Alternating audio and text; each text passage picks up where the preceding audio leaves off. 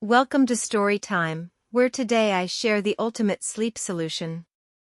Discover how this book will put you to sleep by Professor K. McCoy can finally help you beat insomnia with laughter and the world's most boring stories. Okay, let's unpack this. For anyone who's ever found themselves staring at the ceiling at 3 a.m. Most of us, probably. Right. Or maybe you're already deep into the science of sleep, the quest for rest. Well, today's deep dive offers a really unexpected twist on the problem. Yeah, it really does. Imagine a book specifically designed not to captivate you, but to actually lull you into slumber. It sounds completely backwards. Exactly.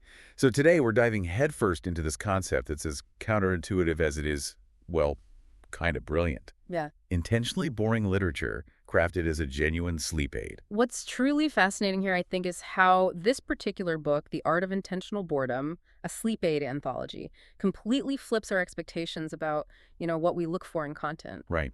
We usually want excitement, stimulation. Exactly. Instead of chasing stimulating articles or exciting stories, it offers this unique, often humorous approach to calming that overactive mind, that mind so many of us battle when trying to fall asleep. It acknowledges that fundamental human need for rest, sure, but it tackles the challenge of insomnia from this completely different angle. Yeah, and that's what makes this so compelling, I think.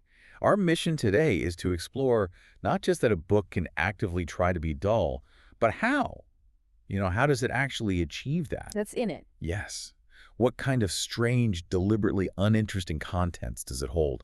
And why did some readers actually find it, well, unexpectedly delightful? Almost ironically so. That's the really weird part. So we're going to unpack this truly unusual solution for the chronically under-rested based on actual excerpts and insights from this intriguing anthology. It's like a secret weapon for your brain, maybe. Yeah. Designed to be so unengaging, it helps you drift off. Let's get into it. Okay, so let's jump right into the core premise of The Art of Intentional Boredom. It's crafted explicitly as a humorous sleep aid for insomniacs, or really anyone who's just, chronically under-rested. Sure, lots of people. And its whole goal, which sounds bizarre, is to make it incredibly tough to keep your eyes open while you're trying to read it. Yeah. When you first hear that, it sounds like satire, doesn't it? But it's actually a very deliberate strategy. It absolutely does sound like satire. And it immediately raises this profound question. Can boredom actually be a therapeutic tool? Right. Can it? The method here is incredibly deliberate. The authors have curated this diverse range of short texts, and each one seems meticulously chosen for its intentional lack of excitement. The entire design aims for both physical and mental unstimulation. It's not just about the words, but the whole experience is engineered for a specific kind of tedium. Our brains are constantly seeking novelty, input, things to process. This book just does the opposite. Okay. It provides just enough information to keep your conscious mind gently occupied, stopping it wandering into anxieties or, those overstimulating thought loops. Yeah, the hamster wheel. Exactly that, but not enough to ignite genuine interest. It's kind of like cognitive white noise, if you will. Cognitive white noise. I like that. And it's all done with such a wonderful, almost theatrical, tongue-in-cheek spirit. Definitely. It really leans into the irony of creating something so explicitly dull for what is, let's face it, a very serious and frustrating problem for millions. Yeah. It is. It's this unique, funny approach to those nightly sleep struggles, almost like the book is winking at you, saying, here, let us bore you to sleep with our compliments. Yeah. It's an exercise in deliberate cognitive disengagement, using maybe mild irritation even as a pathway to peace. That's a good way to put it. Mild irritation. Now, here's where it gets really interesting, or rather deliberately, painstakingly uninteresting. We've talked about the concept, but what kind of content could possibly achieve such a masterful level of mild engagement? The actual stuff inside. Yeah. What specific topics did the authors delve into to create this catalog of calm? The list is quite remarkable, actually, truly.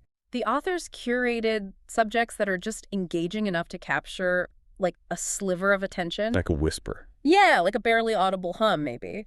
But they consistently fall short of sparking any genuine interest or excitement. They engage your mind in a way that doesn't demand focus, but rather allows it to softly disengage. Okay, like what? Give us some examples. Well, how about detailed descriptions of the motion of sand dunes? Oh, wow. Okay. I mean, honestly, try to imagine a paragraph describing, I don't know, Article 17, Section B, outlining the precise, permissible angle of reflection for a road sign at sunset. Exactly. Your mind is processing words, but absolutely nothing stimulating is happening. Nothing at all. Or how about a detailed administrative breakdown of the Byzantine Empire? Oh, come on. No, really. Not the dramatic battles or political intrigue, No assassinations. No. The intricacies of its tax code, perhaps. Yeah. Or the hierarchy of its civil service. Just the thought of it is enough to make one's eyelids feel heavy. I have to admit, when I first saw that list of topics, like the Byzantine bureaucracy, Huh. I actually laughed out loud at the sheer audacity. It's bold. How did they find these gems of dullness? And it gets even better. They also include a technical explanation of white noise. But the technical part, right? Yes. Not the soothing sounds we associate with sleep, but the actual physics and engineering behind it.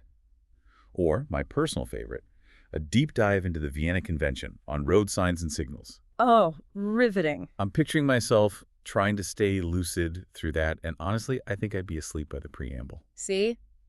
The genius is in the selection.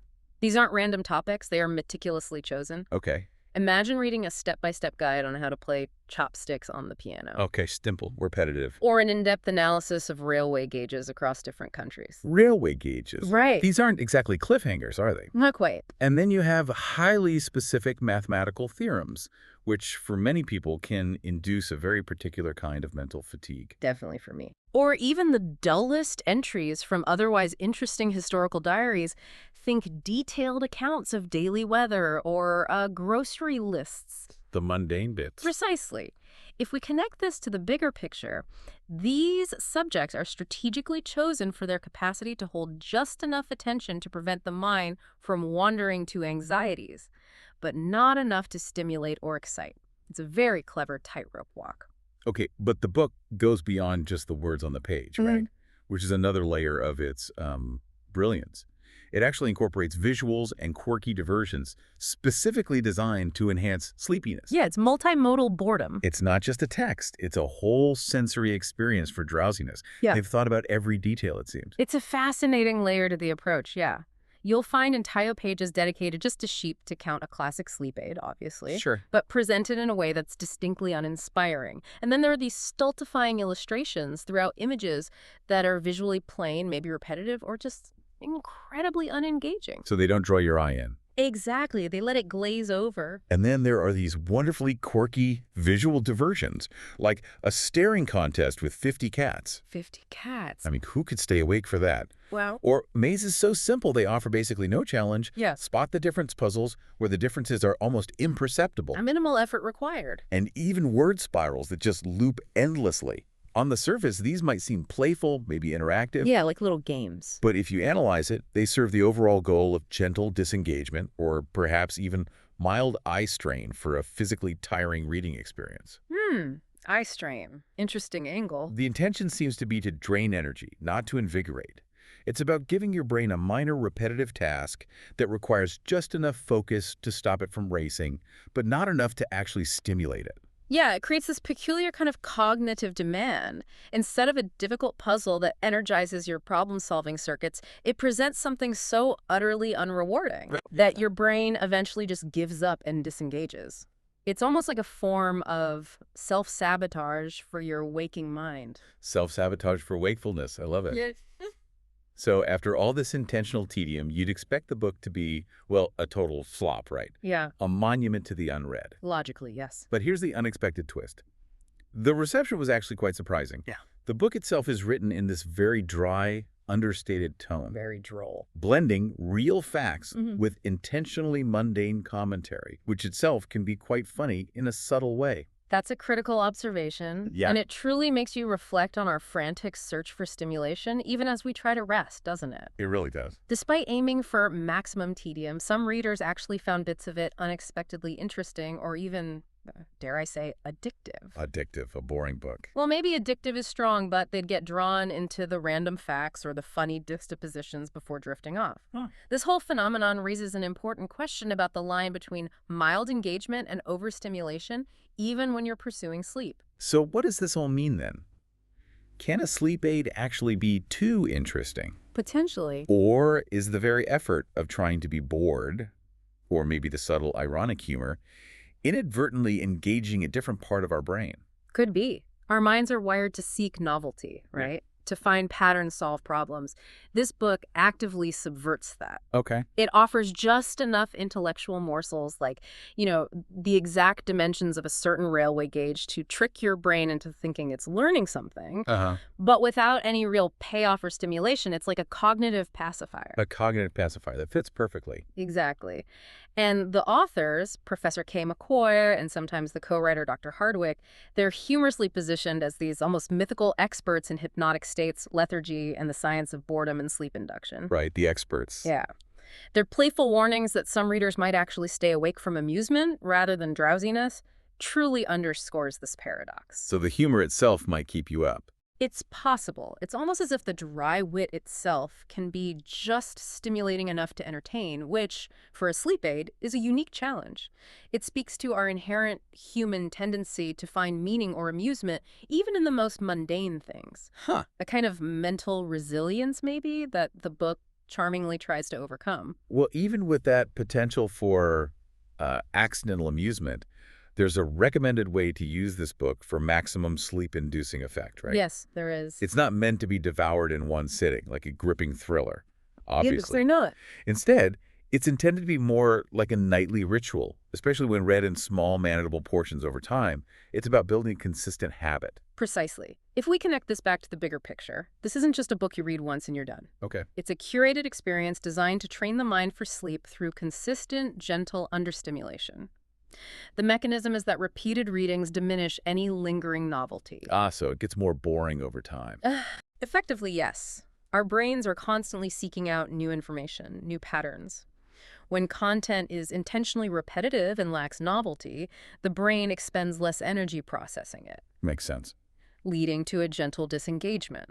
It's like a soft, predictable hum that's there but doesn't demand attention, allowing other brain functions to quiet down for sleep. With each successive reading, the brain learns, okay, there's nothing new or exciting here, making it progressively easier to switch off. So it's less about the immediate content on night one and more about the conditioning, the repeated exposure to unstimulation. Exactly. Conditioning is a good word for it. And it really stands out for its gentle humor and dry wit throughout, making it more than just a list of dull facts. It's truly meant as a giftable book, isn't it? For insomniacs or anyone who has a great sense of humor about their own sleep struggle. Absolutely. It's a quirky gift. It's a delightful, if unusual, present that speaks volumes about understanding maybe human psychology and our relationship with rest. And boredom. And boredom. Right. So, in summary, The Art of Intentional Boredom offers this truly unique, tongue-in-cheek approach to sleep aids. Definitely neat. It expertly mixes fact, fiction, quirky illustrations, and intentionally unengaging content into a sleepy literary experience that's unlike anything else out there. It really is a deep dive into the paradoxical power of dullness. Paradoxical is the word. A testament to the idea that sometimes the most direct path to rest is through the brilliantly unexciting. And this whole exploration of intentional boredom, it really challenges our assumptions about how we achieve rest, I think. How so? Well, we often chase stimulating, profound experiences, even in our downtime, right? Believing that a busy mind needs an even busier distraction to quiet down. Yeah, distraction therapy. But perhaps sometimes the most effective path to peace isn't through profound insight or stimulating thought, but through the deliberate embrace of the exquisitely unexciting.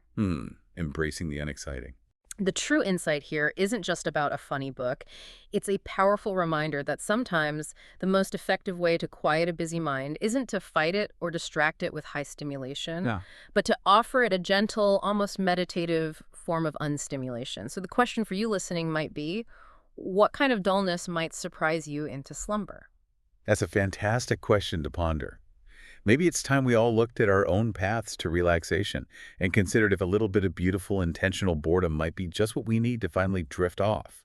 If you enjoyed this soothing journey into boredom, subscribe to Storytime for more quirky book reviews and sleep-friendly reads. Sweet dreams, and good night.